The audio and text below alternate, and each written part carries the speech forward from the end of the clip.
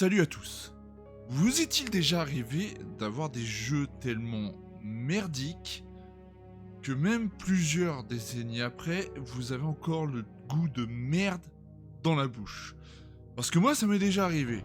Et je vais vous raconter un petit peu, je vais vous montrer un petit peu ce jeu, je vais vous raconter pourquoi c'est un de mes souvenirs de gamer les plus douloureux. Donc, pour ce souvenir, nous remontons en 1997. À ce moment-là, j'ai 10 ans, c'est bientôt Noël, et exceptionnellement, j'ai le droit d'avoir un jeu en plus parmi mes cadeaux. Donc, avec moi, mon pote, et puis sa mère, et puis ma mère aussi, nous nous rendons dans les magasins Dog Games. Et là, j'hésite entre deux jeux. Donc, avant de continuer, il est bon de rappeler une chose, c'est qu'en 1997, se renseigner sur un jeu, c'était franchement pas super, quoi, parce que Internet n'était pas super répandu, tout le monde n'y avait pas accès, et puis les smartphones, ça existait tout simplement pas. Donc en fait, pour te renseigner sur un jeu, t'avais trois solutions. C'était soit t'avais Game One, et donc Game One en avait parlé dans une de leurs émissions, soit t'étais tombé sur un article ou alors sur le test complet du jeu dans un des magazines, genre Seul Plus, ou alors soit le dernier moyen, c'était donc de se référer directement à la jaquette. Et c'est principalement là-dessus que je me suis basé pour choisir ce jeu de merde ce jour-là.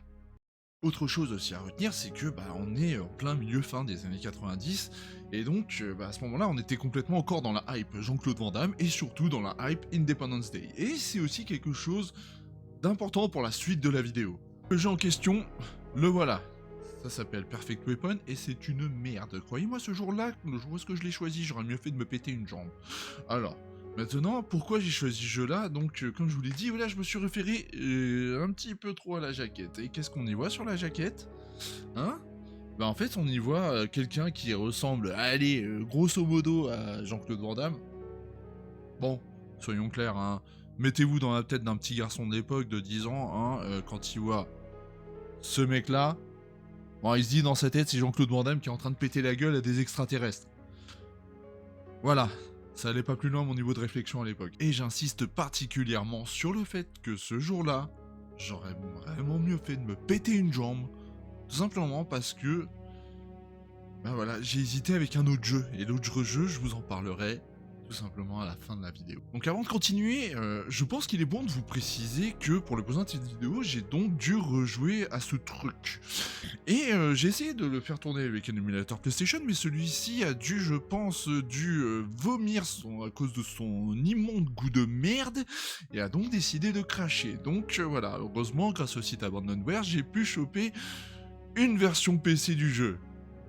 Ouais! Alors, avant de commencer, je vais quand même vous citer quelques bons points du jeu. Les musiques sont sympas, et les environnements aussi. C'est tout en fait. Ouais, maintenant on va un peu plus rentrer dans le vif du sujet. Parlons de la cinématique d'intro que voici.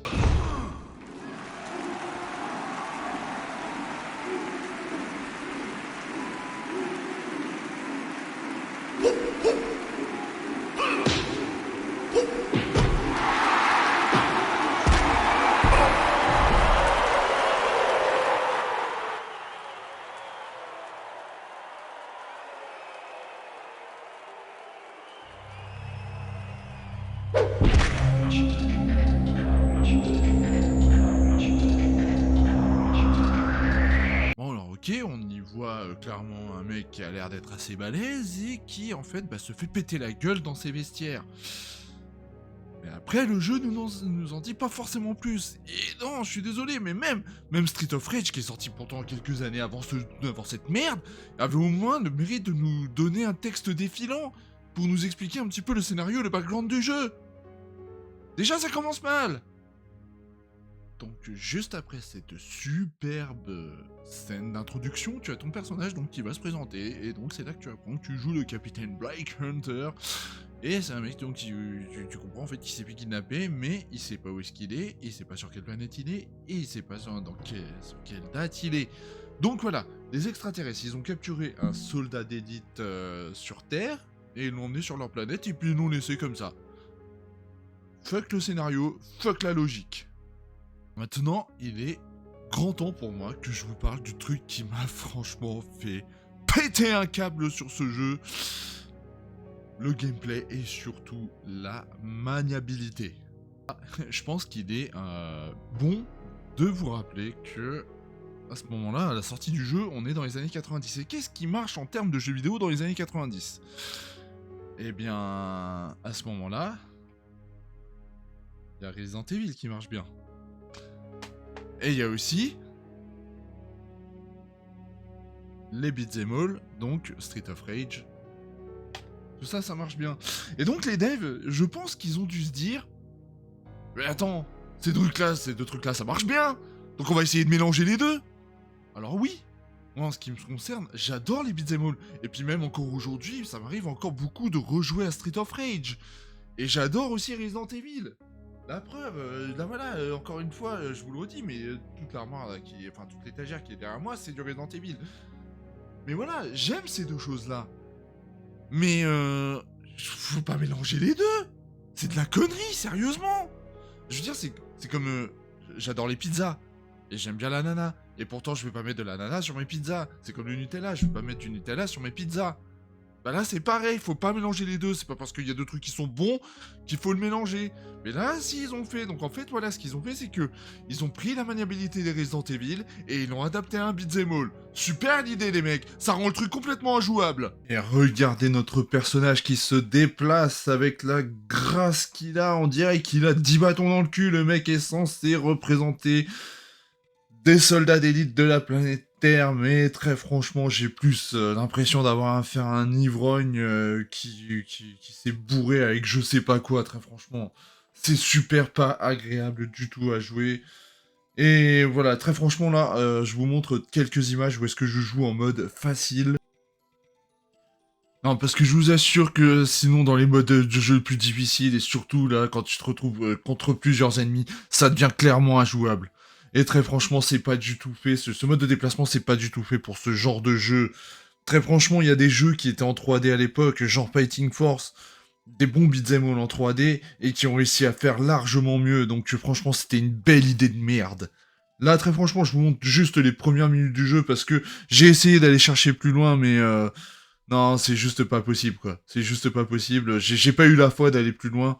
Très franchement, ce jeu a gâché ma petite enfance, et juste à cause de cet élément de gameplay de merde. En plus, vous rajoutez à ça le fait que le jeu ait une durée de vie absolument ridicule. Soyons francs, hein, pour un first try, hein, en 3-4 heures, en 3 ou 4 heures, tu l'as fini, quoi. En plus, il n'a absolument aucune rejouabilité. Donc très franchement, on est bien sur le cocktail d'un jeu de merde, quoi. Soyons clairs, c'est un jeu de merde. Après, c'est dommage, hein, parce que il avait des qualités quand même, ce jeu. De petites qualités, pas beaucoup, hein. Bon, il a les musiques qui sont sympas, voilà, des environnements qui sont assez variés, des ennemis qui sont assez variés. Ce qui est pas mal, tu vois, pour un jeu de type beat'em all. Mais c'est pas suffisant, là. La jouabilité casse tout. Oui, et bon, bah là, c'est clair qu'il fait nuit au moment où j'enregistre le dernier rush. J'aimerais juger maintenant ce jeu en juste quelques mots, mais j'y arrive pas. Est-ce que quelqu'un peut m'aider? En d'autres termes, il s'agit d'un très gros sandwich à la merde et chacun devra s'en taper une bouchée. Oui, merci lieutenant, sauf que là, j'étais un peu le seul à en manger, quoi, de la merde, hein. C'est franchement pas très cool, hein. En début de vidéo, je vous ai dit aussi que le jour où est-ce que j'ai eu cette merde entre les mains, eh bien, j'avais hésité aussi avec un autre jeu. Maintenant, je vais vous dire quel est cet autre jeu. Enfin, plutôt, je vais essayer de vous le faire deviner. Vous allez avoir quelques secondes. Je vais vous laisser quelques indices. Donc voilà, c'est un jeu qui est aussi sorti en 1997, qui a absolument révolutionné son genre, qui était le RPG, qui fait partie d'une saga absolument magique, et donc l'épisode de cette saga fait partie aujourd'hui donc de l'épisode préféré de beaucoup de fans de cette saga à travers le monde. Je vous laisse quelques secondes. Et la réponse est...